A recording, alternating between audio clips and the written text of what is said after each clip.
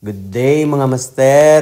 Tara, pasilip ko sa inyo kung ano yung ginagawa ko sa aking munting baboyan. At natapos ko na pala yung flooring na extension sa aking baboyan. At andito pala ang aking dalagita. Ito ang inspirasyon ko sa aking pagtatrabaho. At patuloy akong kumakayod sa aking mga pangarap. Na kahit malayo man abutin, ay kakayanin ko para sa aking pamilya. Maganda talaga pag may inspirasyon ka sa buhay. Kasi porsigido ka sa lahat ng bagay. Lalo na yung mga pangarap mo sa buhay. Minsan isipin mo rin, ang hirap magtrabaho sa abroad. Lungkot mo sa pamilya mo ay hindi kayang tumbasan ng pera. Pero wala kang magagawa kaysa doon ka sa Pilipinas lang magtatrabaho. Kasi tama na yung drama. At dito pala sa bandang ito, nagpaplano na kami ni Mrs. na gawin itong paanakan ng mga inahin. At doon naman sa may unahan banda, doon ako magtatayo ng septic tank. Kasi mahirap pagbabuyan tapos wala kang septic tank. Mangangamoy sa kapitbahay. Iba pa naman ang amoy ng baboy. Ang isang linggong hindi naliligo. At doon ko naman gagawin ang isa pang septic tank. At dito nga ay nagsimula na akong magawa ng bubong para sa aking mga patining. Pasensya na at sobrang dumi pa. Matatapos din to.